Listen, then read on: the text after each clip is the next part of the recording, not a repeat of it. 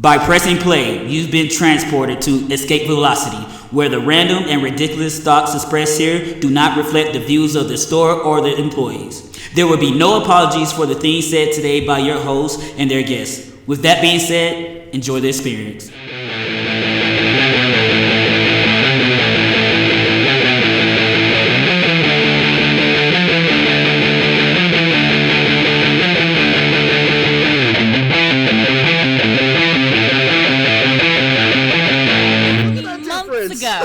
Months ago, I tell you. And we haven't been able to fill those positions since. What the actual fuck? Right?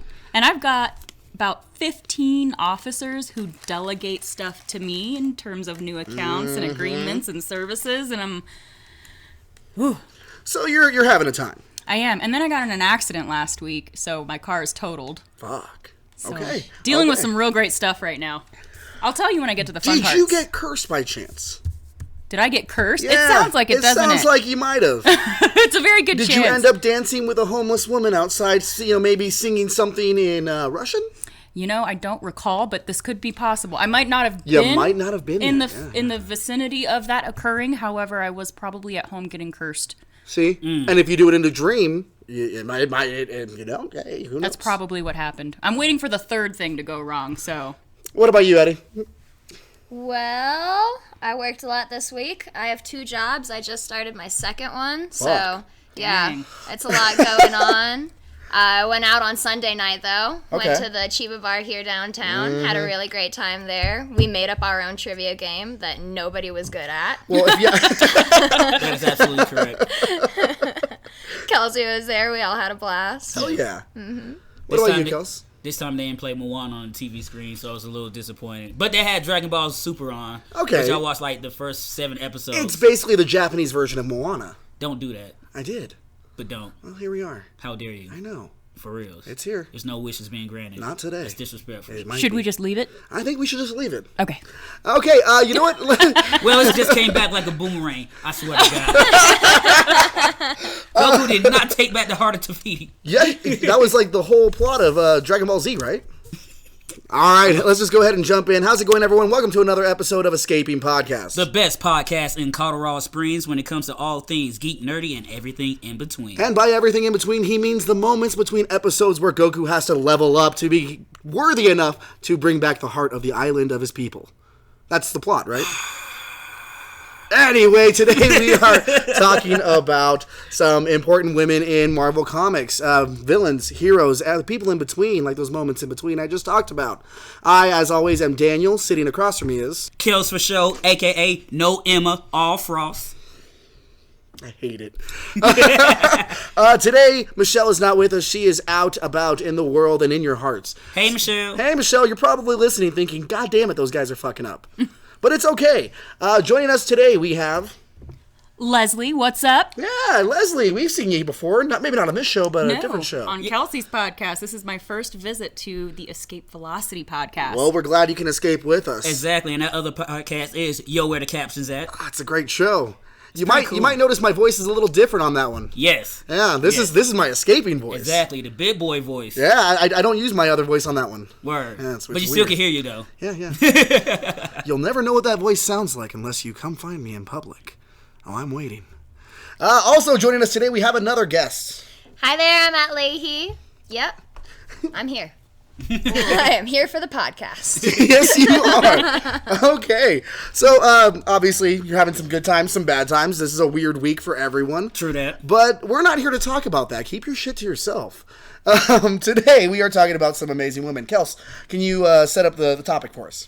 The topic, yes, we are going to talk about some marvelous women. Oh. They hail from mostly the 616, the main Marvel universe, but of course with Marvel, you have different branches, different alternate realities and timelines. Yes. So we're just going to talk about our favorite heroines and vixens, villains, and some people, like Daniel said, some anti-heroes, and some that just teeter. Then you have some women that are literally just forces of universal nature. Yeah, it's great. Awesome. Okay, we have to say we are recording at Escape Velocity Comics. As always, our thoughts, our ideas, our opinions in this show do not represent that of Escape Velocity, its staff, or any of the sexy people that walk in here and look at the books. These are our own ideas. We're just a bunch of assholes who come in here, get naked, and talk to you over the air. So, Kelsey, set us up and tell us a little bit about your choice today. Well, my choice is none other than the radioactive heroine herself, who hails from Earth 65 or 65. It's usually called 65, right? 65, I don't know. That sounds like a rapper. I know. I fucks with rap music. But she's no snitch. But she's no snitch. She's no rat. She's more of a arachnid, if I will. Oh. The one and only Spider-Gwen. Spider-Gwen. He went there. Yeah, he went there. He did. Yeah. I went there. I've been there. I will go back. Baby. Now, there was a time in Marvel where they took Gwen Stacy, who was a character who died. She snapped her own neck, right? No. Green Goblin dropped her from the top of the Brooklyn Bridge. Okay. Spider-Man leaped off the building, tried to web her feet, and doing that, the whiplash, boom, snapped her neck. And she was like one of those first deaths in the Marvel comic books that was significant and stuck around for a long time. And her whole legacy has always been like more or less the girlfriend that died that helped Peter grow and mature into more of an adult character. So they kind of fridged her? Yes, they definitely fridged her for sure, because that's what I always associated her with was the death. Like, that's why one of the things I wish I wasn't that much in the comic books when Amazing Spider-Man 2 came out. Right. Because just seeing that happen on the screen, that would took me by surprise, because the girlfriend never really dies. Like, they always save the girl. And Emma Stone dying. Exactly. That makes everyone sad. Exactly. I'm watching it like, damn, if I didn't know this was going to happen, this shit would have broke me. But I knew it was coming. I just wanted to see how it would play out. But that's Eventually they unfridge her. They take her out, and now she's everywhere. Exactly, because Spider-Gwen, the character, debuted in Edge of Spider-Verse #2 in 2015. I bought the comic because it was part of the Spider-Verse crossover event. I was like, all right, let me start buying these because Marvel always does the crossover, so I had to get the tie-in issues. I'm like, oh shit, Gwen Stacy's back, but she's a Spider-Woman. And what grabbed me the most about that was the fact that the costume was so unlike anything else. It was really cool. It was dope. You know, you think Spider-Man, you think the traditional webbings, red, blue, maybe black, the spider emblem. Gwen had literally none of that besides the little bit of black in it. It was white, the turquoise on her shoes, the pink going off. She had a little built-in hoodie, which was dope as fuck. And then reading the comic book, she comes from this almost not noir, almost like a neo New York type of, a little more vibrant. The hell was neo New York? What is that like? Neo New York. New York. Neo. Can we just call it New York? No, it's Neo New York because it had almost that slight futuristic aspect to it. I'm gonna keep calling it New York. You could call it wherever you want to. It ain't gonna change the fact that it's Earth 65, baby. But so they had that aesthetic to it, and she was kind of snarky, remind me a lot of Veronica Mars, and one of the dopest thing about her too, like she was a drummer in a band called Mary and the Janes, and Mary Jane was the lead singer in the group, and then she also was joined by Betty Bryant, another Spider-Man staple, and the other one it wasn't Felicia Hardy. But anywho, it was another character from Spider-Man supporting cast, and they all had their own girl group. And I fuck with Josie and the Pussycats, so I actually like that angle. And then you had Felicia Hardy that was in it. She was also black in this universe, and her name of her band was Felicia and the Black Cats. So it played into that whole dynamic. Not only they're rivals in the story, they're also a rival with the band. So it's kind of like some Scott Pilgrim shit too, which is great. Exactly. And on top of that, the reason she became Spider-Gwen in this universe is because Peter Parker, instead of being bit by a spider, he took Doc Connor's serum, the lizard serum, and perfected it as a science project. Of course, Peter was still being bullied because he was a nerd. Took it, turned to the lizard. Gwen, being bit by a spider, didn't know that was Peter. Fought the lizard, defeated the lizard. Then he killed the lizard. Changed back into Peter Parker, and that destroyed her world because she literally just killed one of her best friends. And all he was trying to do was be a hero and use his smarts for the right. But somehow it all went wrong, and that drove her to be the dedicated hero she is now. And potentially in another universe, her and Miles get together and have 2 interracial babies. They're also spider people, which is always dope. Yeah, they've got a spider ham living with them, which is like the character I would be, but you know. Exactly. Yeah. Okay. So what about this character stands out to you? Why did you pick Spider-Gwen?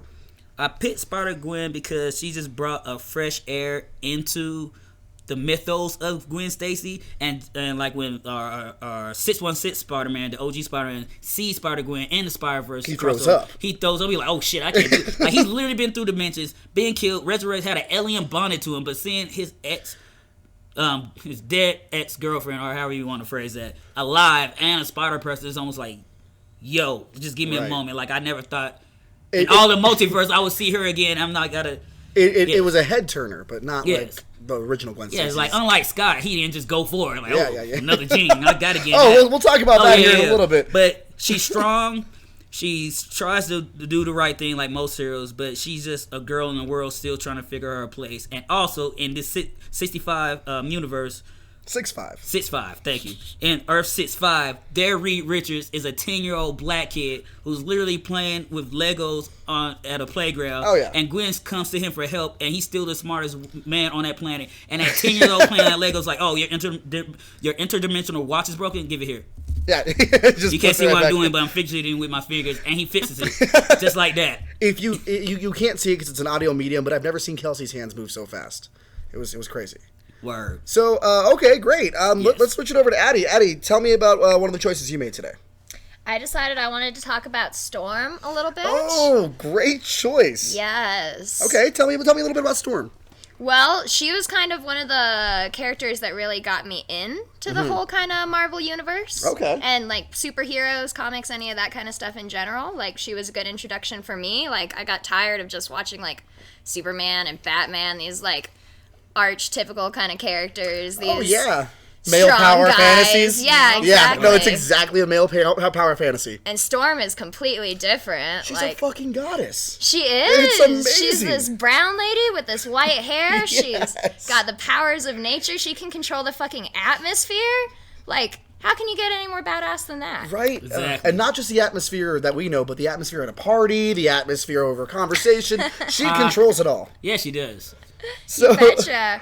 I read about her a little bit beforehand because I haven't read that much into comics, so Fair I'm enough. sorry Hey, about no, that, no, guys. that's fine. So I'll talk as much as I can about this. hey, you tell us anything you want to about her. I saw that she's descended from African witch goddesses, which is pretty badass. White Like, witches. yeah, her parents died when she was little. She was orphaned in this like event that made her super claustrophobic. Yes. That was a big feature apparently for a while. Oh, yeah, yeah. She does not like small spaces. And also, No, and that makes sense because she's like she can fly. And Exactly. Right. If She you can has the go up power of where there's weather. nothing around you and you can fly wherever, a boxed-in room has to be like hell. the worst. absolute I'm worst. sure. For sure. And then, like, she's raised by another, like, tribe of witch ladies, which I am all about the Oh, witchcraft. yeah. No, absolutely. Yep. If there's one thing you need to know about me, it's that I'm all about the witchcraft. We are here too, let's spit in the face of God because come and get me, you bastard. Yo, she still love you though. She still love you. I don't dog. accept it. I don't accept You that don't love. have to I don't wanna. You don't have to. Tell me more about the witch ladies that raised Storm. Oh, man. That I don't know that much about. That's okay. I know she met T'Challa out there in the... When she was younger. when Yeah. she was little. She found her powers out there in the Serengeti while she was trying to find herself after her parents died. Eventually, she found Professor X, joined up with the X-Men, became a huge feature with them. She was a big leader for a long time. Yeah, she was. I think she battled Cyclops or something at some point. Yes, she did. Yes. No powers. But she's With always no having to kind of powers? Yes. smack some sense into Cyclops because Oh, yeah, he's well, a that's bit of a what man she- baby sometimes. And that's what a lady's got to do. You got to keep these men in line, one way or another. Girl power. Yes. We're all. I'm not even going to say that. Girl power, woo! Be a Yes, man. absolutely, yes. Be a All man about women it. in here on this podcast. Be a woman about it. How about that? Well, if only Just that like were our true. blessed If ladies that were above true, I'd us. be stronger than I am. Word. Yes. You gotta find that inner bitch. I have an inner bitch. And strengthen But her. my inner woman is not there right now. So, excuse you. Your inner bitch and your inner woman need to meet. And then they need to come together and Have tea or something. fucking take over the like the world. daughter, the father. wait. Yeah, Like wait. the daughter, the Mother, and the Holy Spirit. She hovers with you. No, get your fucking hands off me. Okay. Yes, she was a major leader for a while, and she doesn't take any shit from anyone. She doesn't play any little games that the other X-Men really find themselves playing all the time. Oh, I'm in love with this person, they're in love with that person, and she's just like, no, fuck it, guys, we have shit to do. She's been through some shit. Exactly. She grew up on the literal streets. Yeah, better priorities than to figure out who's gonna make her feel better at night. The mean streets of Cairo. Right. And even when it came to T'Challa, when they was married, and she was Queen of Wakanda, she still didn't bend a knee. Like, she was like, no, bro, you need to listen to me. I got to do my thing. I know I'm married to you, but these are my people. I got to go be with the mutants. And that's one thing that led to their separation, too, because Namor, with the power of the Phoenix, flooded Wakanda, killed so many people, and Storm had to figure out whose side she was going to stand on. And since the people knew Namor was a mutant, knew he was with the X-Men, that put a cloud over Storm's head. No pun intended. Couldn't she just wave her hand and it's gone? She couldn't, because T'Challa. Yes, because T'Challa is all about his nation. Yes, and he's like, I don't want to, but I got to. You gotta go. Did you read anything about the marriage of Black Panther and Storm?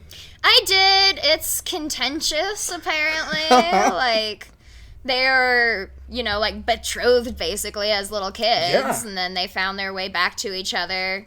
They were married. They had kids, yeah? No kids? Alternate timeline kids, but they were a really strong team and even led the Fantastic Four for a while. Yes. Oh, yeah. The Fantastic We're on vacation. You guys take over. Exactly. And that's when they had the black and white costumes, and I believe Mark Millar was writing it. For a little bit, yeah. And that's when Black Panther infamously put the Silver Surfer in an unbreakable, arm lock bar or some shit. Like, the Silver Surfer couldn't just phase out of it or just blast him. No, Uncle, let me go. He like, no, I got you in the move. But so you're not, according to your anatomy, you shouldn't be able to break it. I'm saying that like, no. It's comic book rules, which are the same as Doctor Who rules, where those are the rules and you don't break them. Unless the story calls for it. That's almost as bad as Silver Sable. And the story will call for it. The story will call for you to break every one of your damn rules. At some point. And that's almost as bad as when Silver Sable body slammed the Blue Marvel in that Doctor Doom book. I'm like, really? This nigga could punch moons and he's gonna flip his ass? Alright, whatever. Go next page. So what about Storm stands out to you the most? What made you choose her?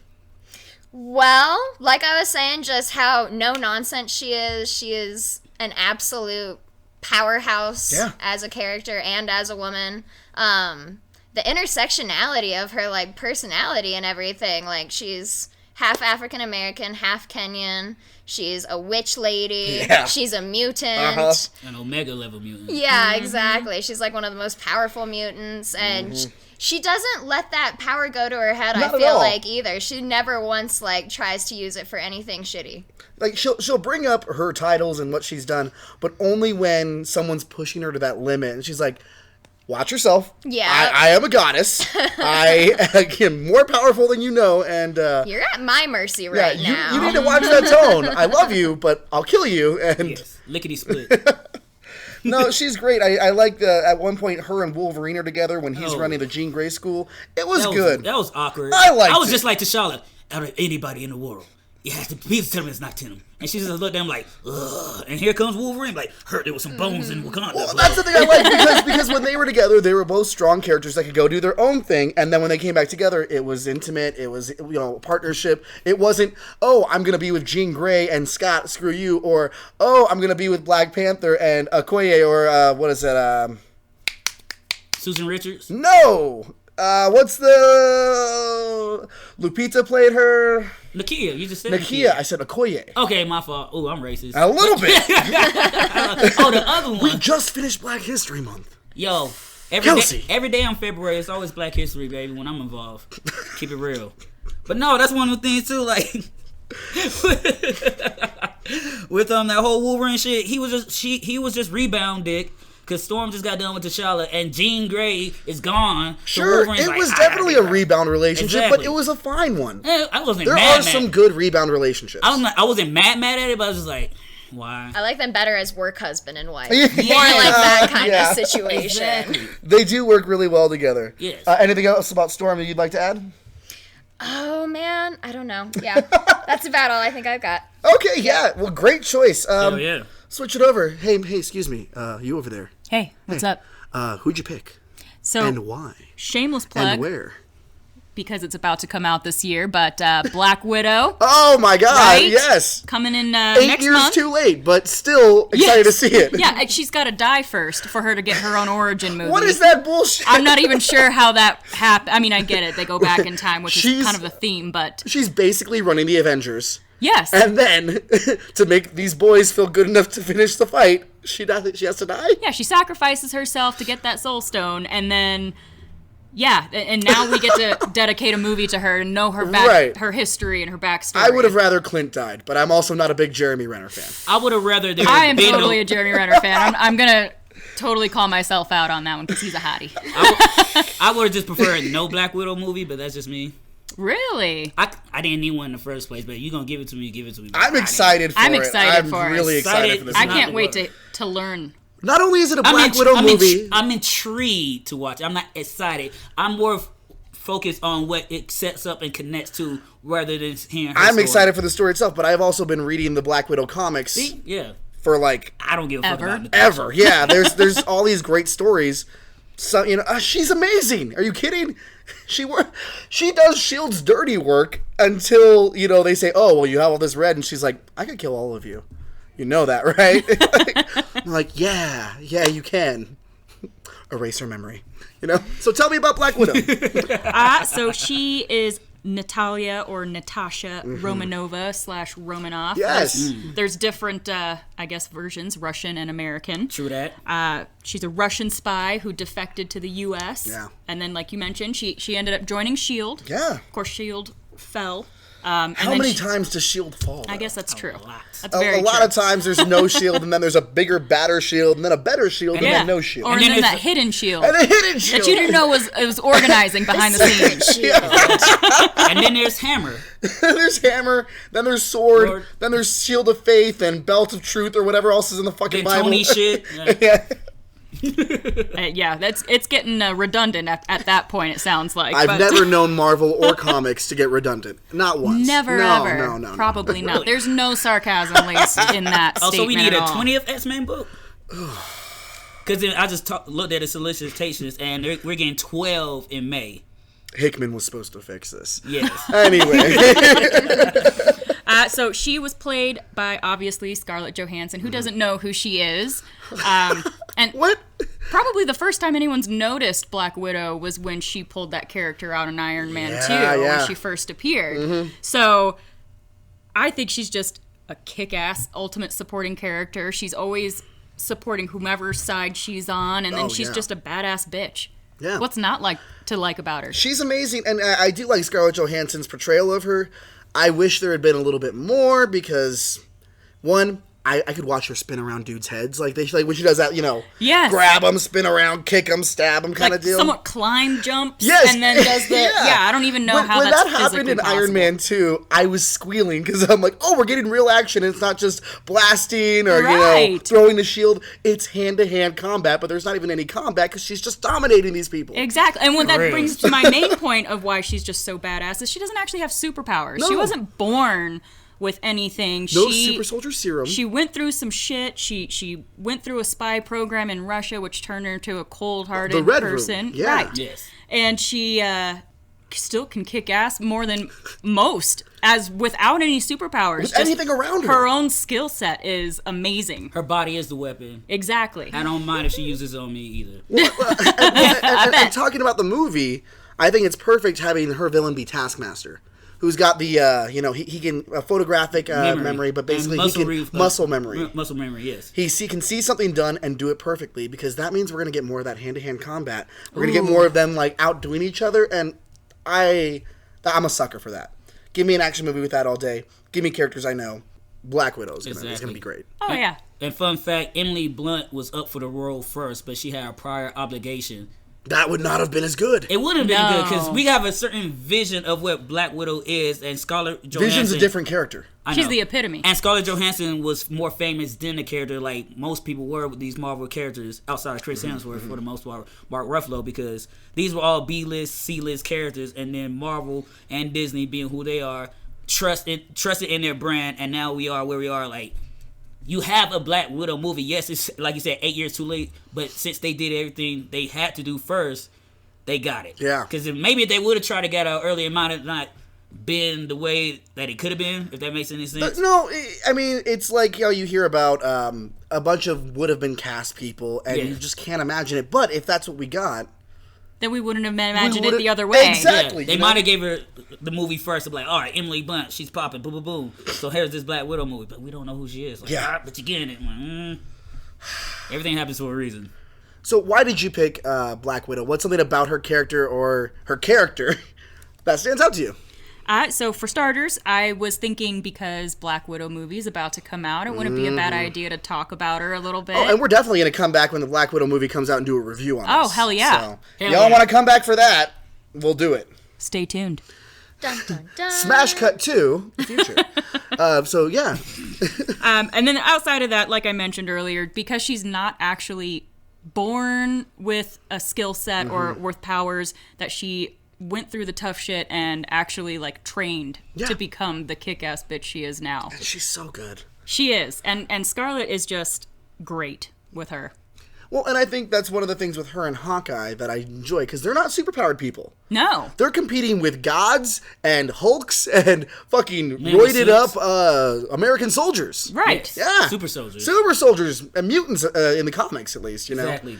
It's wild that these people who shoot guns and use their bodies, shoot and arrows and use their bodies, like can be in the same league as super strength or super-sized individuals. Yes. The fact that, Clint was the one to kill Hulk in the comics at one point, and you're just like, he's a man with a bow and arrow. But that's because the Hulk wanted to die, and he designed the arrow specifically for him. Also, the fact that Black Widow has ways to, neutralize almost everyone on the team. Which she does. She's got some sneaky way of calming who you need to calm down.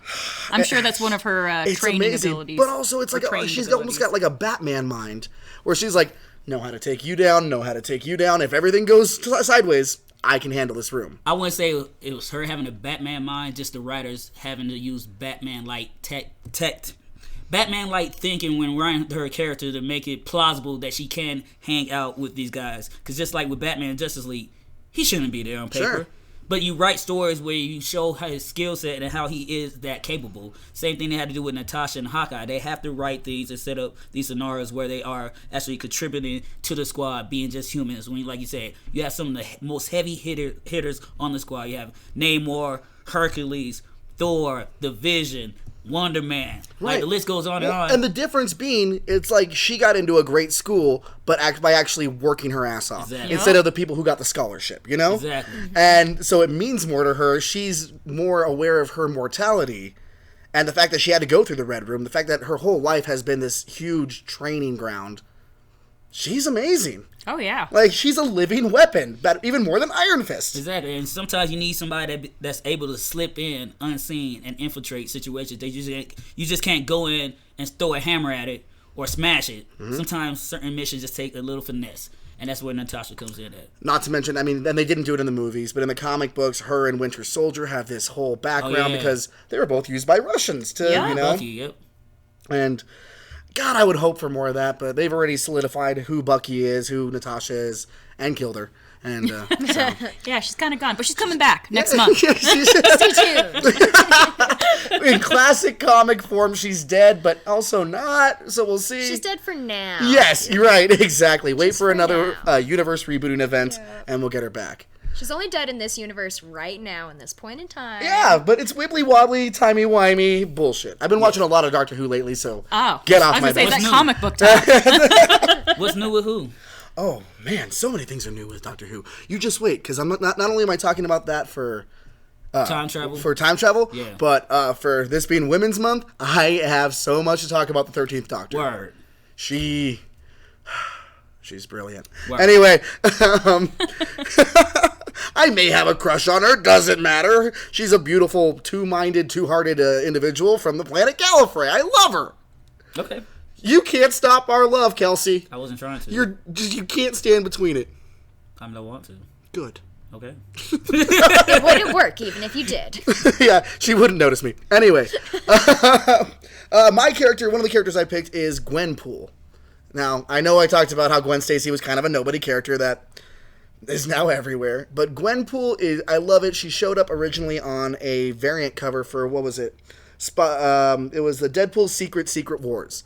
And instead of it being Deadpool, it said Gwenpool, because they had been doing that for anything. Gwen Hulk, Gwen, Gwengers, all this stuff. And it was them. It was them definitely knowing how dumb all the variants were. But you get this Gwenpool book that comes from it, and she's a character from our world who ends up in the comic book universe and chooses the name Gwenpool because she's like, oh, that's so kitschy right now. Like, Deadpool, Gwen, those are what's happening. I'm Gwenpool. This is on trend. Yes, it's great. Her outfit is very... Cosplay bait. Cosplay bait. It's perfect. It's like something someone would make if they were like, here's my version of Deadpool if he were like an anime-loving kind of character. And I love it. I love it so much. She's from our world. She ends up in Earth 616, and she knows she's in a comic book. Everyone thinks she's crazy. Deadpool knows he's in a comic book, but in a different way. With her, she grew up reading Marvel comics, so she knows everyone's secret identity. She knows everyone's weaknesses, and it's so cool because they're like, "You're nuts," and she's like, "Oh yeah, you're Batroc the Leaper. You did this in this issue, and he's like, "How the fuck do you know that?" So she starts off kind of trying to be a hero, but then realizing she has no superpowers, and she could die. And if she dies in this world, she's dead, which... I've said it before, I'll say it again. I love superheroes, but if they existed and I didn't have powers, I'd be the first person to be like, register. Y'all need to register your powers. This is too dangerous, because if I'm on the highway and a Hulk comes through there, I'm gonna be angry. No. If I'm downtown and aliens are invading and these heroes are just blasting buildings and like blowing stuff up, I'm gonna be kind of pissed. Like I told you, you would be a supervillain. I would not be a supervillain. That's some supervillain talk. No, you're creating a villain. No. Yeah. It sounds like a mutant registry to me. Oh, whoa. And how is it different than that? And Superman is the villain in Lex Luthor's story. So I'm gonna have to be there to save you from you. I'm just saying, because I'm totally You're not gonna have any powers. Oh yes, I will. I will find a way. Neither will you. No, we're just gonna be sitting in a cafe. How you gonna tell me what my body's gonna do? How you gonna tell me what my body's gonna do? You just said you didn't have no power, so how you gonna be a hero? You're not gonna have any powers. I will have Deku powers. had no powers, and he still became a hero. And he got powers. I will find a way. No, you. Yes, that's how you become a supervillain. No, that's how you say the word. Just start having spiders bite you and shit. Like getting radiated. Even in the clouds, doom shall prevail. And Dr. Doom is a villain. No, he's not. But then why did the Bad Panther God grant him the access to the vibranium? We're not talking about that. We're talking about Deadpool. I'm just saying. Or Gwenpool. Fuck you. I'm just saying, did we forget what we were talking about? Someone called me out on Mutant Registry. I know what I'm talking threw you about. off that game. Black is all. So superhero registry is different than mutant registry. Okay. I understand why Tony put it forward, but I don't agree with all of his methods. So you'll be cool with Prison 42 in the neighborhood zone then? No. I wouldn't. But you'll call the cops on them. No. You be there with picket signs like, somebody sign these motherfuckers up. Let me put it this way. A Hulk smashed my car. Suit up, sign up. Suit up, sign up. A Hulk smashes through a fell house. on my car. I don't know. This house belongs to my parents. Thor knocked a They're Hulk dead into now. my car. And no, I'm not getting, I'm not getting any kind of closure. It's a superhero that... This is not an argument I'm having right now. We'll talk about this later. That's a whole nother episode. We can debate pro and anti-registration. Oh, God. I'm anti. Find me on Krakoa. I'm just putting that out there right now. Baby. Find me on Krakoa. I don't think it's so cut and dry. But that's... Mutant lives matter. Gwenpool is a character that I very much like. Why is that, Daniel? Is it because she's not a mutant? No, she is actually. Oh. Yes. They just, it was her way of staying around in the universe. She's like, Hickman's big right now. What if I go in and change my origin story to, I'm a mutant. I'm a mutant. Guess what, And that's why my powers work. Because she realizes that since she's in a comic book, she can go to her no space, which shows like the panels happening, hide behind one, mess with time, grab stuff from another area, bring it to herself over there. It's so cool, and it sounds like some Rick and Morty She shit. has some like comic book powers. She has basically. comic book powers. That's pretty awesome. Yeah, she's comic book man. She once pushed a guy off the panels, and they're like, he just ceased to exist. What did you do to him? Oh. She's like, oh. Oops. Interesting. Yeah, it's great. At the end of her first run, her first arc, she gets really sad because she knows her friend's Batroc, who is a villain, who is now her good friend and teammate. When next time she sees him, he'll be written by another author.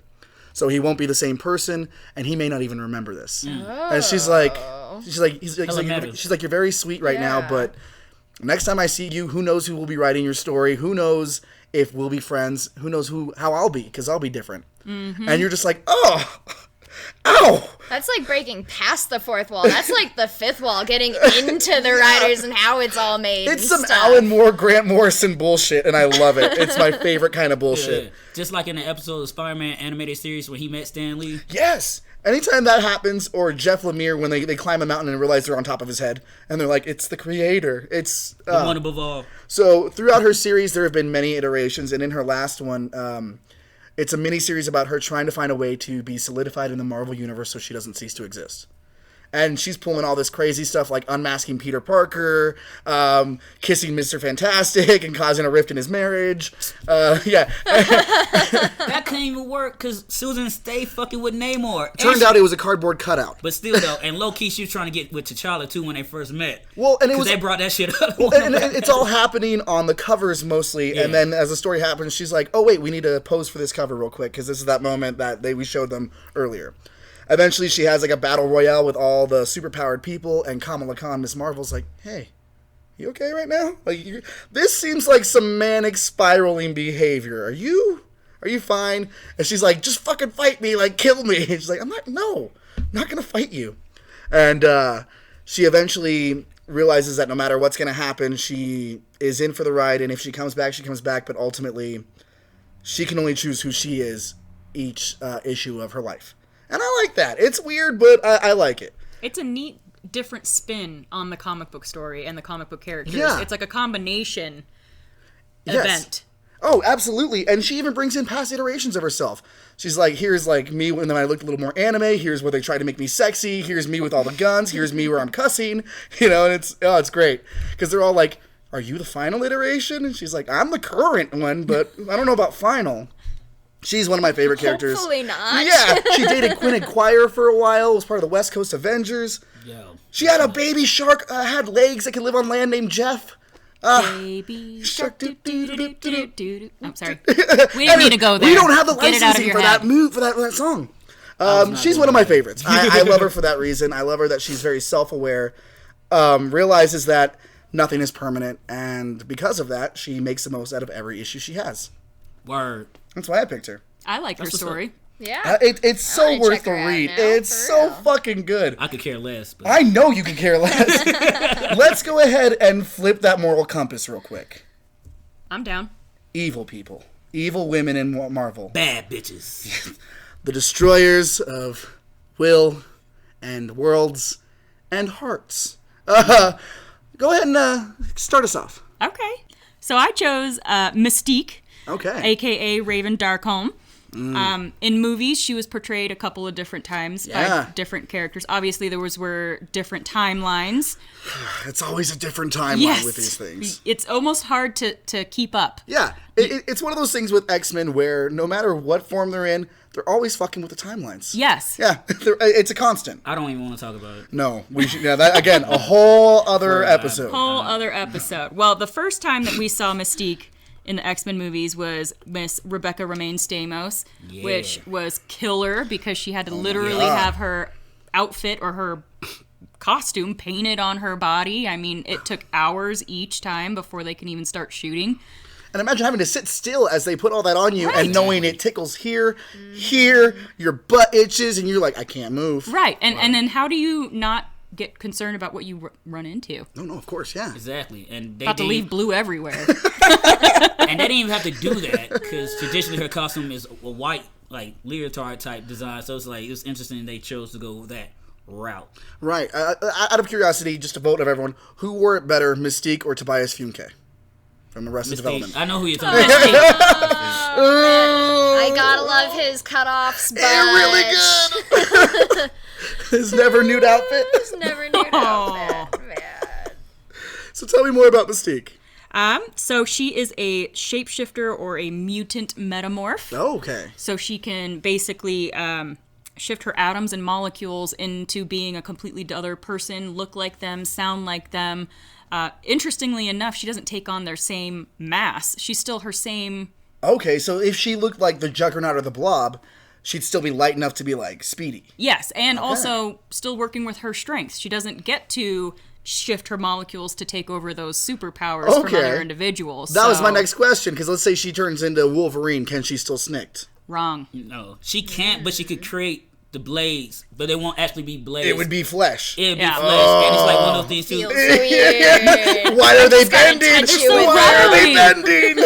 And it's like one of those things too. She could also like change her scent as well, and sometimes even her blood type, depending on how she's written. What about like her pheromones? That too, she could change that. So that's how she gets past Wolverine too, because she doesn't smell like her. She just smell like sad person, and it's one of the caveats to that. And she also has like a psychic dampener implant to her brain too. You'd never need deodorant. Not around him. No, if he was her, I would love that. Word. That would save me lots of money. I'm saying, Exactly. I'm a sweaty brown guy. I would love to not have to use deodorant. That took a different turn than I was thinking, but yes, indeed.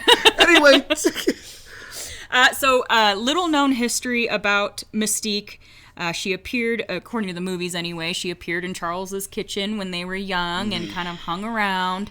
And she was a good guy for a very long time. You can't see it, but Kelsey is visibly upset.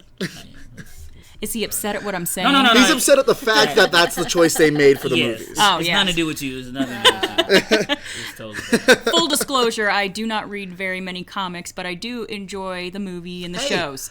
You know glad what? you do. There's something for everyone. And Exactly. to quote our long past co-host TJ, I'm just happy to live in a world where these movies exist. Word. Yes. So they could never Very be made entertaining. again. And everything every year just keeps getting better and That's better the with the thing. CGI that they can provide. We have to have Wolverine or X-Men Origins Wolverine to have a better X-Men movie coming up, you know? They took like 8 years to get the better movie. Yeah.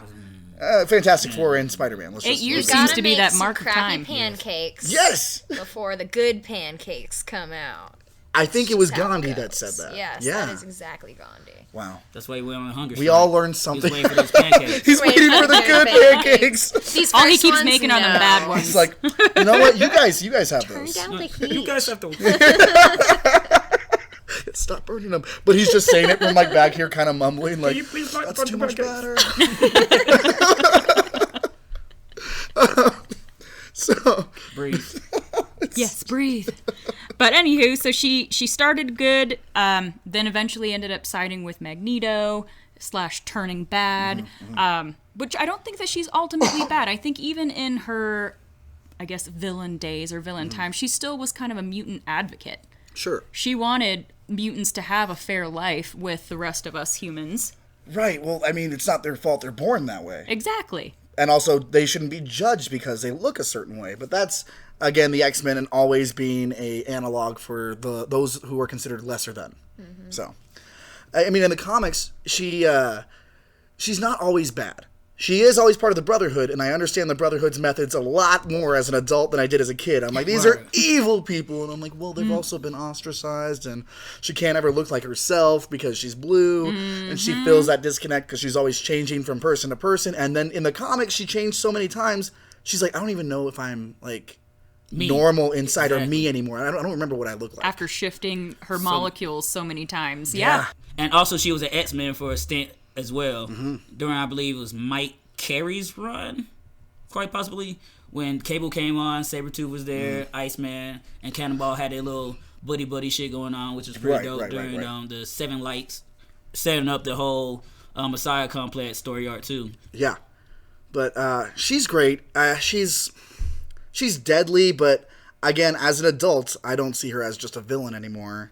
Right. There's always two sides to everything. Yeah, and you're like, oh shit, you've lived for much longer than you probably should have.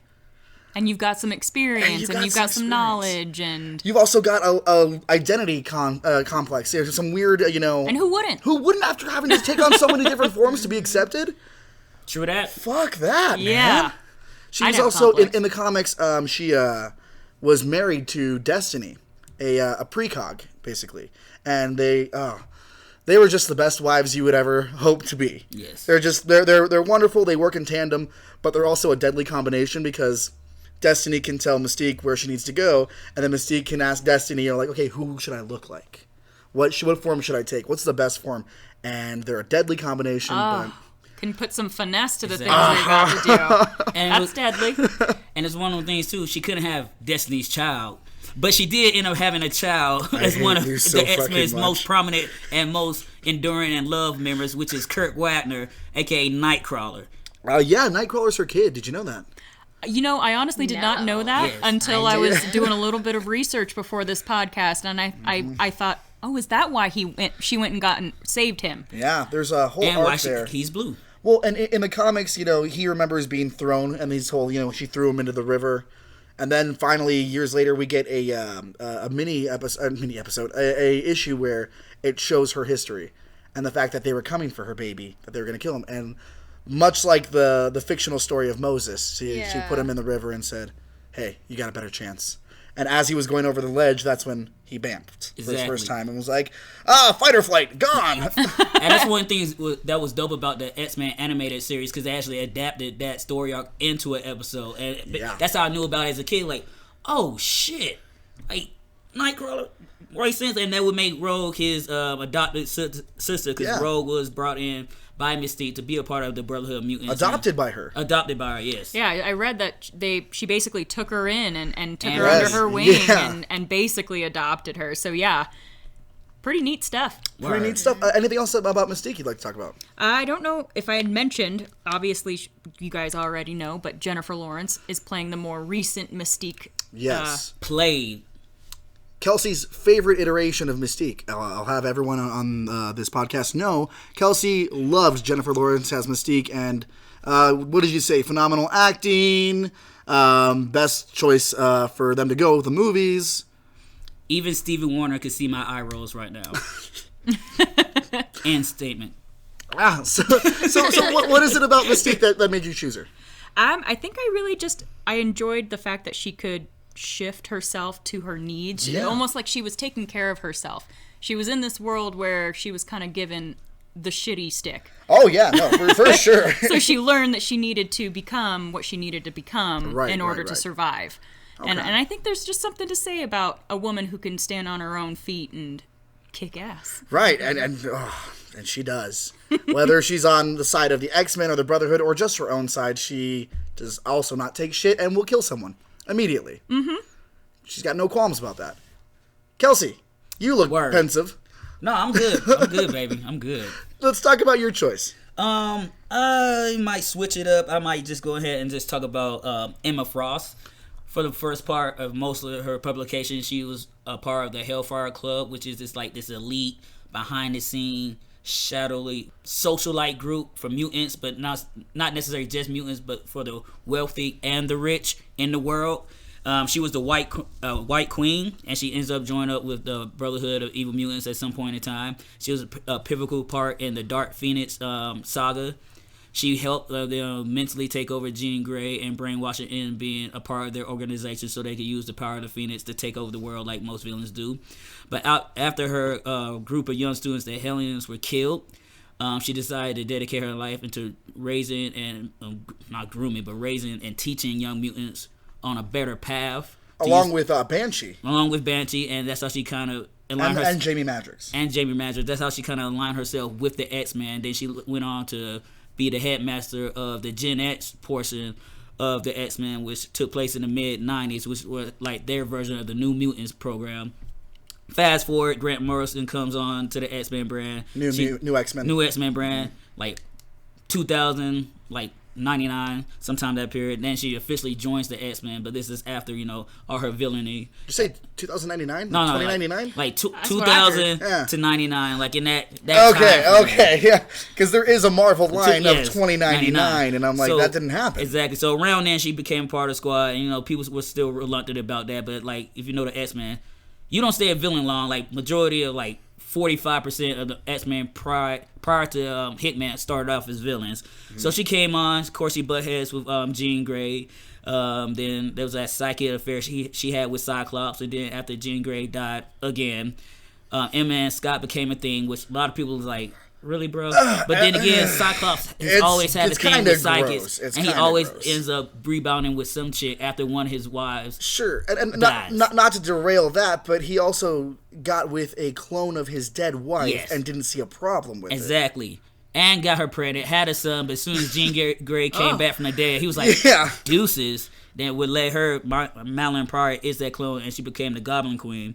But so Emma Frost, she's been around, and her and Kitty Pryde, or what she goes by now is Kate Pryde, had a long-standing beef. She even had a beef with Storm, but over the years, they came to accept Emma for who she is now. But before then, she was still a villain. She was about any means necessary. But then you figure out her origin and how she was brought up, and how she kind of went through that not psychic trauma, but that mental trauma by her parents and her upbringing. Yeah, no. So she was kind of forced to be in this. Then you find out she was like stripping at one point in time. Well, and kind of like to make a comparison there, Kristen Bell's character in The Good Place, you realize why she's the way she is. Yes. Eleanor's because she had parents who didn't give a shit and she had to raise herself. Exactly. So you could start off as a bad person but still evolve into a good woman, and that's what Emma Frost represents right now, because she was doing these bad things for the purpose of uplifting mutants, but it took her a long time and some things to go very awry for her to realize this is the path that we need to take. At my heart, I might do some dirty shit, but it's because I love this future generation of kids. We all do dirty shit at some point. Yeah. No, but if you're the Earth, you gotta roll, baby. Yeah. So, okay, right now I know Jonathan Hickman is heading, he's the head of X right now, and they did bring back the Hellfire Club in some new incarnation. Yes.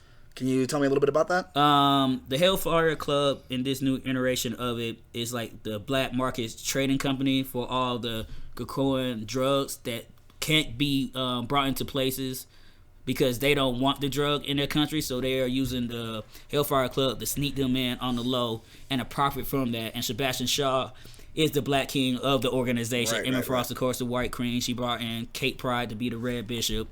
And that has just been a fun read, too. That's happening mostly in the Marauders book. Yes. To just see Emma Frost and Kate Pryde finally be on the same page and just giving Sebastian Shaw all the shit, because he's a misogynist. He thinks the woman's place is like on her knees or in the kitchen or both at the same time, depending on what videos you watch. But when they work together, it's just so fun to just see how pissed he is, to just know that they like, we run the world. She's also part of the Quiet Council in a bigger way than he is. Exactly. And he can't stand it. Exactly. He does not like that shit. Man. Yes. Okay, so all that aside, with her villainy and her redemption and her doing what she has to take to survive, how is that playing in now with her character in this new Mutant Utopia?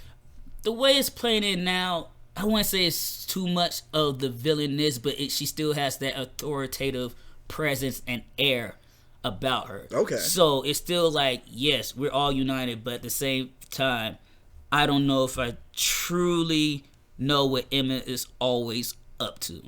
Because she still might be like, hey, guys, let's do this. I love you. Mwah, mwah, mwah. But at the same time, she was saying that to Scott while they was on Utopia, and she was still having sex with Namor. Oh, man. Like, he had to smell the fish every time she came back. Sometimes you got to go to Captain D's.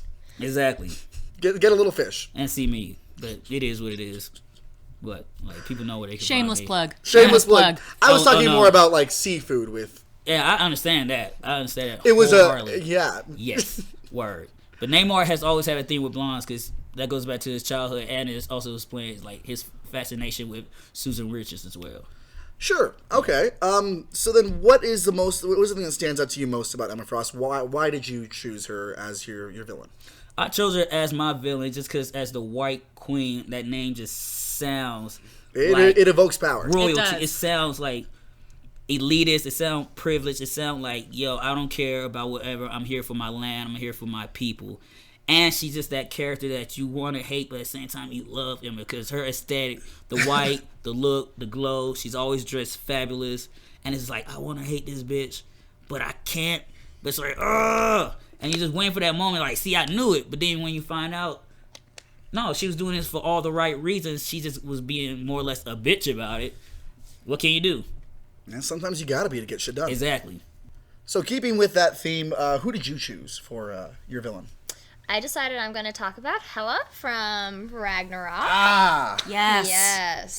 The one true ruler of Hell, 1L. Exactly. Hell with 1L. Hell with 1L, not HE double hockey sticks. No, this is HE single hockey stick.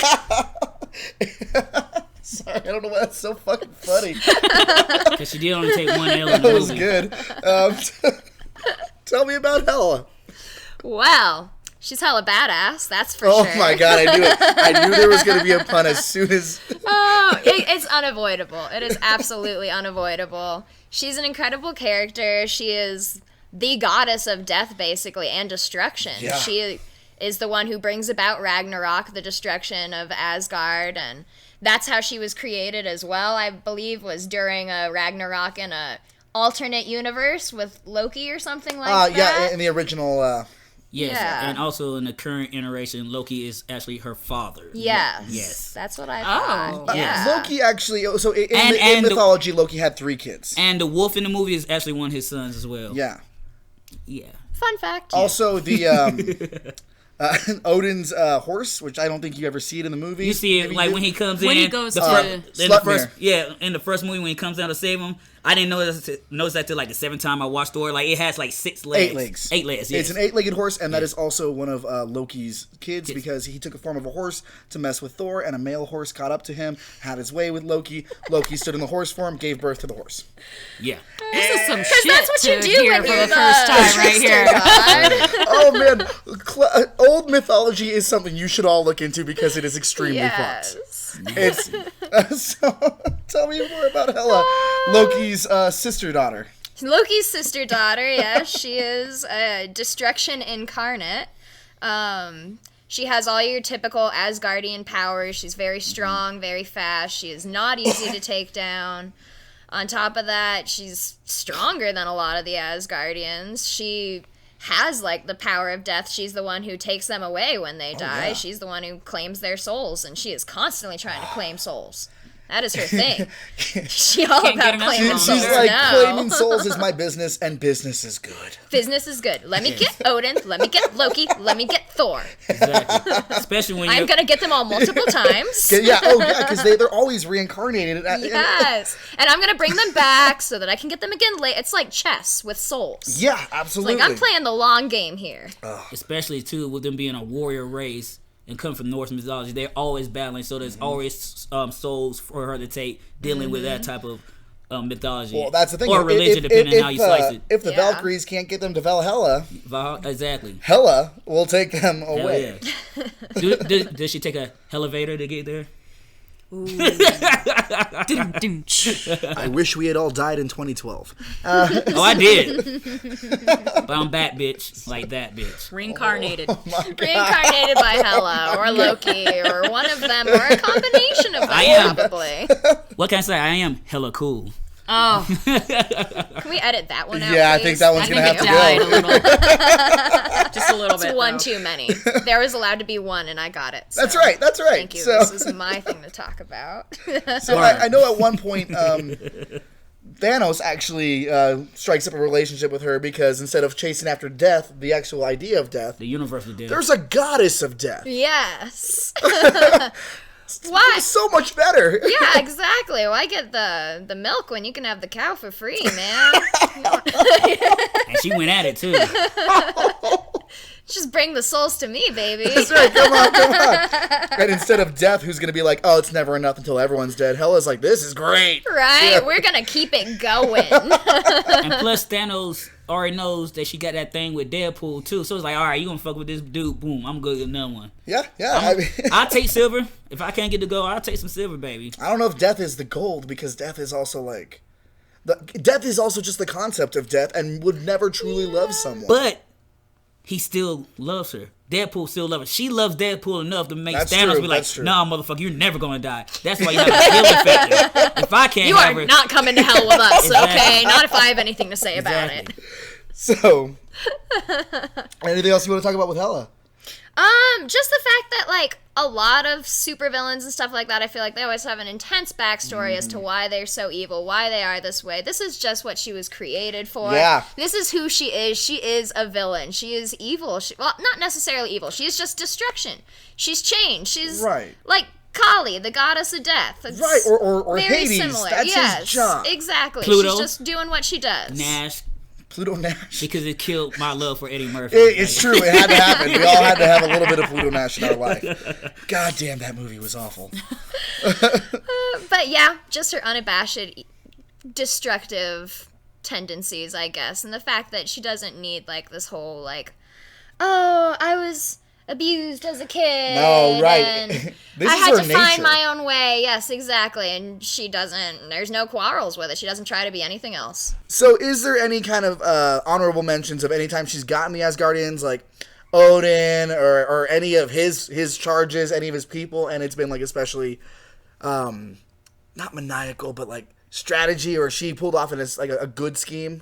Oh, that's a hard question. Yeah. Here at Escaping Podcast, we ask the hard-hitting questions. That is a toughie. Oh, man. I don't know how to think like Hela. I don't know how to plan that far ahead the way she does. Yeah, it's a lot. Exactly. Yeah, I'm not sure. I don't know how to answer that. Oh. Do you know a story? Yeah, is there one you'd like to bring up? I know a couple, especially one of the many Ragnaroks that have happened, Yes. and you're just like, because she's sitting there knowing that this prophecy is going to keep happening. It is the snake that eats itself. Mm-hmm. And she just has to, like, kind of kick it off and then sit back. It's a set it and forget it kind of moment. And I think it's wonderful because in the ancient mythology, that's all she has to do. And then she's like, gotcha, bitches. It's the end of the world again. So, you know, who knows how you'll come back next time, but you're here until I say you leave. Word. So, Daniel, who did you select? So, I'd like to talk about the Red Skull's daughter, Sin. Yeah. Because much like her, there are those daddy issues that I have, where it's like, I could be better than him, but where is he? I have my daddy issues, too. That's one of my favorite punk alternative girl groups as well, called Daddy Issues. Oh, okay, yeah. Yeah, because that's why I couldn't be a stripper with these daddy issues and this body. Yo. Yeah. Magic Kelsey. Magic Kelsey. Yo. It'd be like Magic Michelle. What? I'm just saying. So, I like Sin because I like to sin. But also the fact that she started off as a very generic kind of villain. Very much like, oh yeah, let's rally the youth and brainwash them. And I've got so many screenshots of when Cap and Falcon had to go and infiltrate them, their group of kidnapping teens, and telling them, listen to rock and roll. Like do Ivan Ooze. drugs are your friend. And I'm Take like, a cigarette. yeah, I'm like, you know what? They're spitting. So it was like a combination of Ivan Ooze and the Shredder in the Ninja Turtle movie. Before Ivan Ooze and Shredder in the Ninja Turtle movie. So since that, I thought Sin was a relatively new character. No, this was, you know what, maybe it was around the same time. I want to say it was late 80s, early 90s. Okay, so I thought she popped up more or less a few years before the, what you call it? Not Original Sin, but Fear Itself. No. Okay. She came back in Fear Itself and and had skinned her face Oh, to be just like the Her Red daddy. Skull, just like her dad. Daddy and it is issues daddy for real. issues, Right. right? You know, it's Do you love me yet, Daddy? and it's this whole thing where she's so generic at first, and then she realizes the Red Skull always loses. I can be better than the Red Skull. Just like the Nazis. Just like the Nazis. And then you get these neo-Nazis nowadays that are like, they failed, but I'm smarter. It's like when you watch enough murder documentaries and you're like, that idiot fucking leaving his fingerprints, and you're like, I could do it. You're gonna still fail. Or like Joe with the Rock when you hit Peaches. Boy, keep that in your hand. Boy, keep that in your hand. It's a whole thing. To hear more about Joe and The Rock about Peaches, check out this week's episode of Yo, Where the Captions At. Word. It's pretty damn good. We do go off on some tangents, but But of course we can, because why not? So, eventually she does come around for Fear Itself and finds a way to get more power than anyone thought she could. And this goes into Asgardian stuff as well. Because there's Cole, the serpent, who is the brother of Odin. And he's got these hammers that get chucked down to earth. And she finds this ancient book that unlocks him and releases the serpent and wreaks havoc. And the Fear Itself series is so underplayed because it had a lot of tie-ins. And its Achilles heel was having like 24 tie-ins. Exactly. No one needed that many tie-ins. It's too much for one series. But one thing, though, that came out of that shit was my boy, Colossus turned into Colossonaut because he got the power of the Juggernaut. The Sidorex. Colossonaut. Well, he got the power of the Juggernaut, which just comes from the demon god Sidorak himself. Yeah. And so he got the power of not only Colossus, you stack on top the Juggernaut abilities to fight the new Juggernaut that has one of these hammers. And Colossonaut versus Juggernaut was so epic, and that was a whole nother run for Colossus to go through another metamorphosis because he once again wanted to sacrifice himself for the greater good of mutants. But I just had to throw that in. No, absolutely. So this Fear itself, not only are these evil people getting hammers, or even good people getting hammers and turning evil, like the Hulk turns into Claw, which is Hulk backwards, but he's Claw. Yeah, Claw. That just sounds very He's silly. like dumber than I want to say he's like the Hulk, but retarded, stupider. I didn't want to be too mean. But He doesn't just play with Play-Doh, he eats it. yes. It's not good. Yes. And then you had Ben Grimm that got a hammer as well.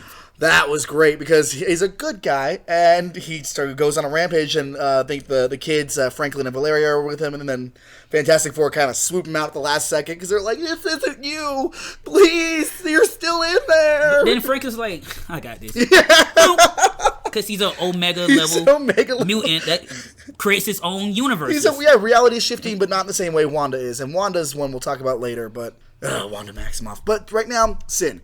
She ascends to this level where she kills Bucky Barnes, who is Captain America at that time, and this is right after Cap was killed, and he took on the role.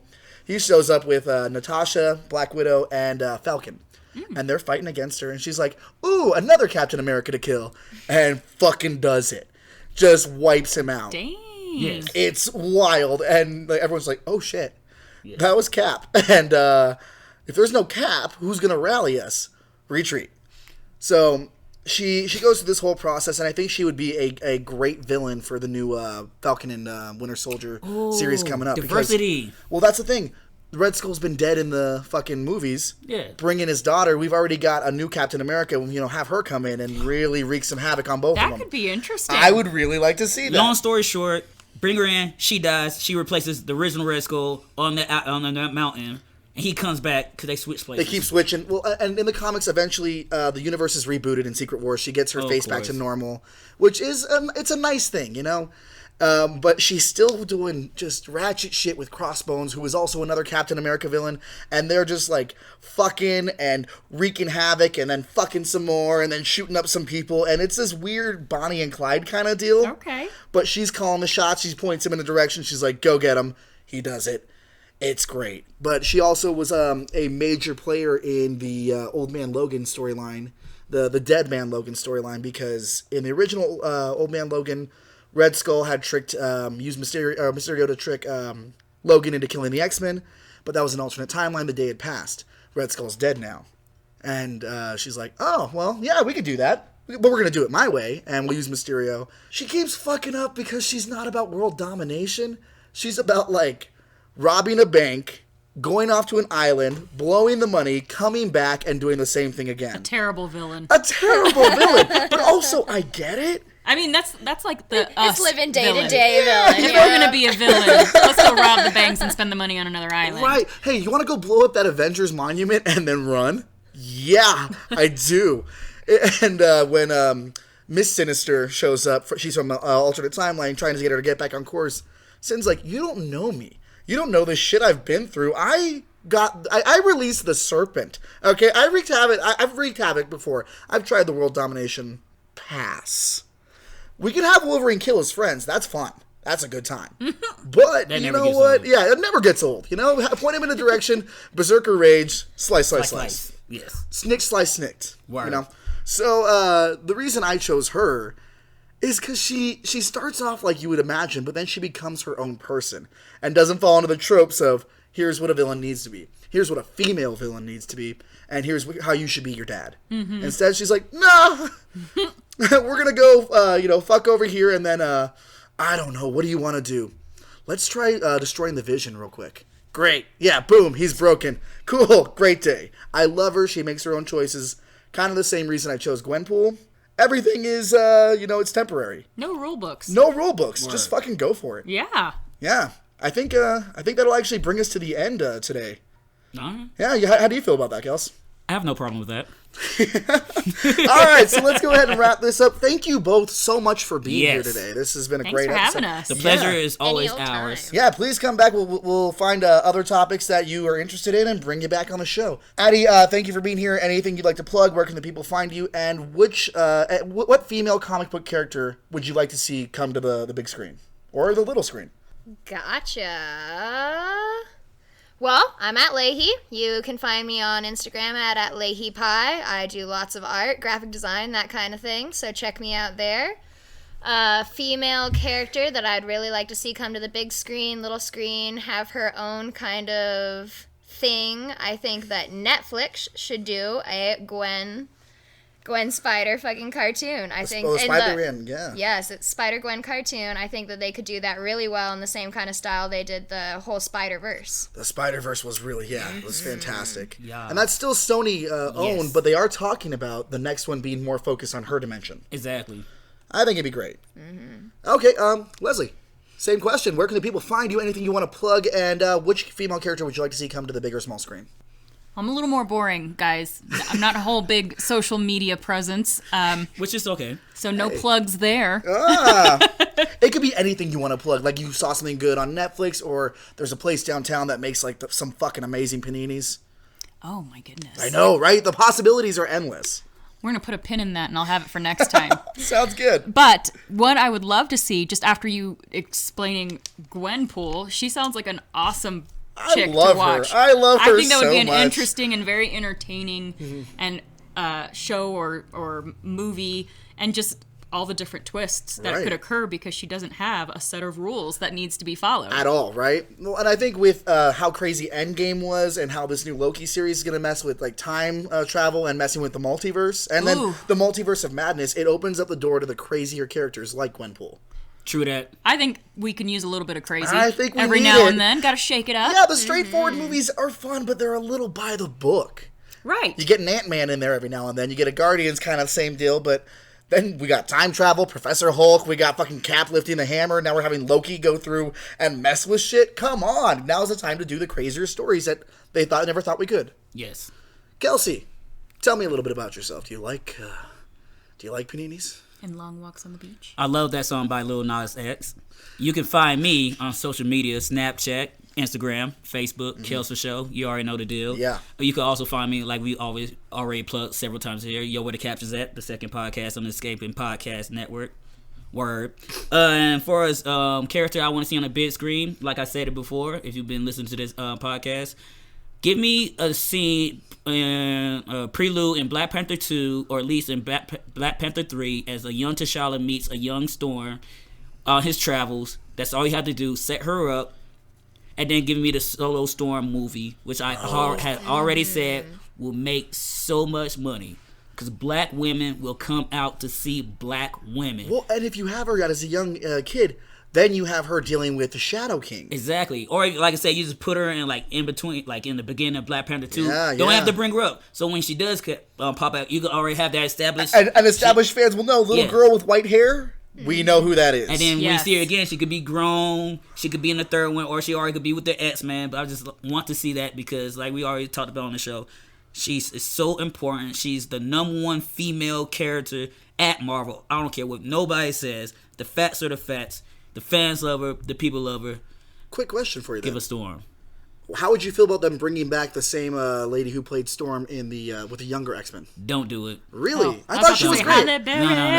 Completely different. Don't do different that either. Set. Wait. I need real Storm. DH, Halle I Berry. need real Storm. I need an actress. I need fierce. I need strong. I need presence. I need all that. Don't do that shit again. Do not disrespect the Storm. Okay. Shit. Man, wow. Well, you can find me here at the comic book store. You can find me online, Daniel Rojas on Facebook. I'm on Instagram. I should probably start using that more for stupid shit, right? But I am there, Blue Morpho, one word, the O's are zeros. You can find us on Facebook, Instagram, in your hearts and behind your pillow. We are Escaping Podcast. You can find us on Facebook and Instagram under the same. As always, we record at Escape Velocity Comics downtown, but they don't always align with what we say, and we don't always align with what they say. We're diverse. We're versatile. We're here and ready for you. So come and get us like a Little Caesar's pizza. We are hot and ready. It always gets weird. Serious. It always gets weird when I start doing those. Yes. Every time. It's not true because I'm always cold and ready. Oh. What, like Spam? No, like Don't ice. hate on Spam. I'm cold and unprepared like chicken. Raw chicken? Raw chicken. More like an Otter Pop. Right. It's cold, it's unprepared, but it's delicious. Who making popsicles out of otters? Today we're going to leave you with Ghostly Steps by Had I Known. They're a local band. Brian Easton is the frontman. They're amazing. We saw their show a while back with... actually, you were there, Atty. I was And there. it was at Bar K, which is Yes. a great local place. Check them out. They're fantastic. I think they have another show coming up this month. I will go ahead and find out the information about that, post it on with this episode post, so check that out below. Thank you for listening, everyone. It's been great to do this. We love doing it every week, and remember, there can only be one chum bucket. And also remember, guys, if you ever feel like you can't break free, you could break the fourth wall of reality like Gwen Poole does and be an escapee. Stay uncanny, y'all.